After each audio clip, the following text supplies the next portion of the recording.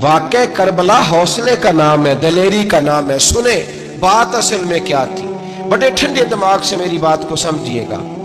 हजरत मौला अली शेर खुदा के बाद मुसलमानों के मुतफिका अमीर बने थे हजरत अमीर माविया। उन्हें अमीर किसने बनाया था? इमाम हसन ने, हजरत अली के बड़े साहिबजादे। इसी तरह की वीडियो के लिए हमारे चैनल को सब्सक्राइब करें। हजरत इमाम हसन ने उनसे सुलह की, उन्हें खिलाफत दी। और सही बुखारी में नबी पाक ने फरमाया था, मेरा बेटा हसन सरदार है, जब मुसलमानों की जमातों में लहू बह जाएगा तो हसन उनकी सुलह करा देगा। वो सुलह इमाम हसन ने कराई। जनाब अमीर माविया अमीर बन गए। हजरत अमीर माविया रदी अल्लाह ताला अन्हो बड़ा प्यार करते थे नबी पाक से, बड़ा एहतराम करते थे हुजूर के ख़ानदान का। उनकी जो इज्तिहादी खताएं हैं वो अपनी जगह पे मौजूद हैं। चूंकि इमाम हसन ने उनसे सुलह कर ली, लिहाजा हम भी उनके बारे में कोई जुमला कहने के मजाज, हमारी मजबूरी इमाम हसन है। इसलिए कि जिसे इमाम हसन सही कहे, फिर इमाम हसन के मानने वाले को उसे गलत नहीं कहना चाहिए। हजरत अमीर माविया रदी अल्लाह ताला अन्हु का जब विसाल हुआ तो हजरत इमाम हसन पहले ही उनसे विसाल कर गए। आपको जहर दे दिया गया, आप शहीद हो गए। इमाम हुसैन मौजूद थे तो यजीद के बारे में लोगों ने कहा जनाब अमीर माविया से कि ये ठीक है, मुनासिब है और बहादुर है, दलेर है, वो जो होते हैं ना खुशामदी टोला। तो हजरत अमीर माविया के गिर्द भी कुछ ऐसे लोग थे, उन्होंने आपसे कहा कि यजीद को नामजद कर दें। तो आपने यजीद को बुलाया, हवाला मुझसे देख लीजिएगा। बुला के फरमाया कि 3 बंदों के सामने अपनी खिलाफत पेश करना, अगर वो तुझे मान जाए तो अमीर बन जाना, ना माने तो चुप करके घर बैठ जाना। वो 3 बंदे कौन है? जनाब अब्दुल्ला इब्न अब्बास, हजरत अब्दुल्ला बिन जुबैर और इमाम हुसैन रज़ी अल्लाह ताला। ये वसीयत फरमाई जनाब अमीर माविया। हुआ ये कि यजीद जब अमीर बना ना, 2-3 चीजें होती हैं जब किसी बंदे को काबू करना होता है। 2-3-4-5 चीजें ऐसी होती हैं जिससे बंदा काबू आता है। तो उसने भी फौरी तौर पे, यजीद ने देखा मेरे लिए मसला क्या बन सकता है। वलीद बिन उतबा उस वक्त मदीने का गवर्नर था।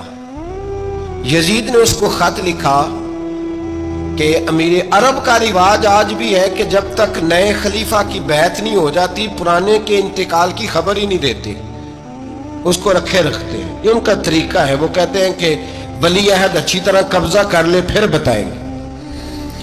हजरत अमीर माविया का विसाल हो गया, बताया नहीं। यजीद ने अब क्या किया, क्योंकि बड़ा चलाक आदमी था, बड़ा शातिर था, बड़ा तेज था, उसने वलीद को खत लिखा।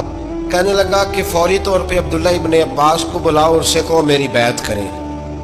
ये जो बैत होती थी ना, ये भी सुन ले क्या होती थी। ये बैत हलफ होता था कि मैं अल्लाह रसूल के नाम पे हलफ देता हूं कि मैं यजीद की इताअत करूंगा, मैं उसके खिलाफ कोई बगावत नहीं करूंगा। कोई ये बैत लोग समझते हैं कि बस हाथ पकड़ने का नाम बैत था। उस बैत का मुतबादल जमहूरी मुल्कों के अंदर वोट आया है।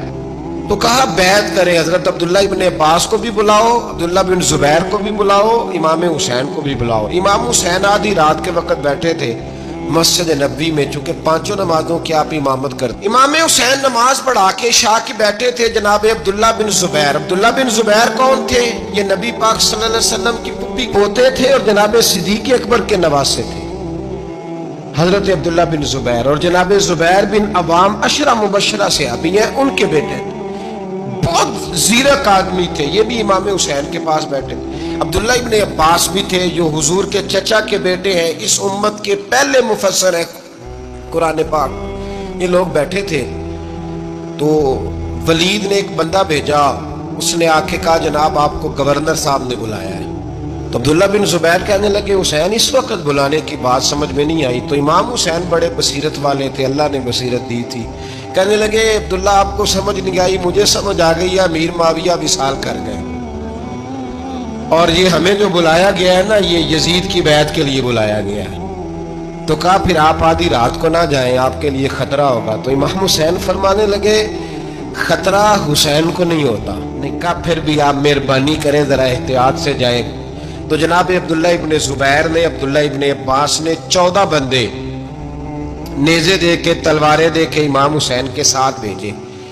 اور کہا کہ امام حسین اگر اس نے کوئی غلط ملت بات کی نا، زبردستی بیعت کرنے کا کہا، تو آپ بس کوئی ایک بات اونچی آواز میں کر دینا، یہ سپاہی پیچھے آ جائیں گے۔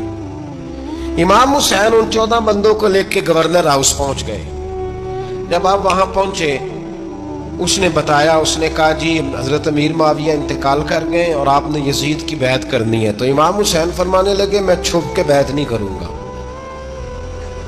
مجمع لگاؤ، جمعے والے دن اعلان کرو، جو طریقہ ہے حضرت ابوبکر صدیق کا، جو طریقہ ہے حضرت عمر فاروق کا، جو انداز حضرت عثمان غنی کا ہے، جو مولا علی کا ہے، سر عام اعلان کرو، اگر ساری دنیا یزید کی بیعت کرے گی تو میں بھی تیار ہوں۔ تم مجھ سے بیعت لے کے پھر لوگوں کو بتانا چاہتے ہو کہ حسین بیعت وہ کر رہے ہیں تو تم کیوں نہیں کر رہے؟ میں عام آدمی نہیں ہوں، لہذا چھپ کے بیعت نہیں کرتا۔ جب یہ بات کی نا تو ولید بڑا نرم دل تھا اور امام حسین کی شان کو جانتا تھا، وہ جانتا تھا یہ نبی پاک کا خاندان ہے۔ اس نے کہا جی مجھے تو حکم تھا، باقی آپ حضور کے نواز ہیں، میں کر کچھ۔ وہاں ایک بڑا بدبخت شخص بیٹھا تھا، عبد الملک بن مروان، وہ ولید سے کہنے لگا کہ اگر حسین آج تمہارے ہاتھ سے نکل گئے تو تمہارے لیے بہت بڑا مسئلہ کھڑا ہو جائے، انہیں جانے نہ دینا، یا بیعت کراؤ یا ان سے کہو جنگ کے لیے تیار ہو۔ تو امام حسین رضی اللہ تعالیٰ عنہ کے کانوں میں آواز گئی تو فرمانے لگے ابن مرجانہ، اگر تیرے اندر جرت ہے تو آ سامنے حسین کے، اس کے کانوں میں باتیں نہ کر، کانا پھوسی نہ کر، باہر آ میدان میں، شرارت نہ کر، باہر آ، میں تمہیں ابھی بتاتا ہوں کہ حسین سے مقابلہ کرنے کا انجام کیا ہے۔ یہ کہہ کے امام حسین باہر نکلے، اپنے بھائی محمد بن حنفیہ کو بلایا، عبداللہ بن زبیر، عبداللہ ابن عباس، ڈھیر سارے لوگ اکٹھے ہو گئے، فرمایا یہ معاملہ ہے، اب کیا کرنا ہے؟ تو وہ کہنے لگے حضور وقت ابھی مناسب نہیں ہے، آپ اس طرح کریں یہاں رکے، ہم مکے سے، عراق سے، کوفے سے لوگوں کو بلاتے ہیں، یہاں ایک بڑی مجلس مشاورت قائم کرتے ہیں۔ امام حسین فرمانے لگے اگر تم مشاورت قائم کرو گے تو ولید اور عبد الملک بن مروان وہ تو جنگ کرنے کو تیار ہے، اور نبی پاک نے فرمایا ایک مینڈا ہوگا جس کی وجہ سے مدینے کی گلیوں میں لہو بہے گا۔ فرمانے لگے میں وہ بکرا، وہ مینڈا نہیں بننا چاہتا۔ کہا پھر آپ کیا کریں گے؟ تو امام حسین رو پڑے، فرمانے لگے میں مدینہ چھوڑ جاؤں گا لیکن مدینے کی حرمت پامال نہیں ہونے دوں گا۔ امام علی مقام آدھی رات کے وقت نکلے، سیدہ فاطمہ کا دروازہ ایک اس دن تھا جس دن حضرت مولا علی کوفے چلے گئے اور دوبارہ آج تالا لگا جب امام حسین نکلے۔ آپ جنت البقیع کے پیچھے کھڑے ہو کے حضور کا روضہ دیکھنے لگے، اس وقت گنبد تو نہیں ہوتا تھا، روضہ دیکھنے لگے۔ نانا تیرے کرم کے خزینے کی خیر ہو، میں جا رہا ہوں تیرے مدینے کی خیر ہو۔ سارا خاندان لے گئے، مکے تشریف لے گئے، حج کے ایام قریب آنے والے تھے۔ امام حسین نے وہاں لوگوں سے باتیں کی۔ جب امام حسین وہاں پہنچے تو کوفے سے خط آنے لگے۔ کوفہ حضرت علی کا دار الخلافہ تھا، وہاں آپ کے محبین، پیار کرنے والے ڈھیروں تھے، انہیں خط لکھے کہ حضور آپ چپ کر کے بیٹھے ہوئے ہیں اور ہمارے اوپر یزید مسلط ہو گیا ہے، آپ اگر میدان میں نہیں نکلیں گے، آپ نہیں آئیں گے تو ہم اللہ کی بارگاہ میں شکوہ کریں گے کہ کوئی ہماری کمان کرنے کو تیار ہی نہیں ہوا۔ اور وہ خط 1 2 3 نہیں آئے، وہ خط اتنے تھے کہ 3 بوریوں میں بھرے تھے امام حسین، 3 بوریوں میں۔ اب مجبوری ہو جاتی ہے، حق کے لیے کئی دفعہ بات کرنا مجبوری ہوتی ہے، اگر نہیں کرے گا تو پھر اس کو بھی قبر میں جواب دینا پڑے گا۔ امام علی مقام رضی اللہ تعالیٰ عنہ نے مکے میں اب لوگوں کو جمع کیا مشورے کے لیے۔ ہر بندے نے کہا حضور وہ بلا تو رہے ہیں پر اپنے وعدوں کے پکے؟ کہا حضور وہ پکے نہیں، آپ نہ جائیں۔ ہر بندے نے کہا حالات ٹھیک نہیں، حالات گراؤنڈ ریالٹی صحیح نہیں، یہی مشورہ آج بھی ہر بندہ دیتا ہے، ابھی حالات نہیں۔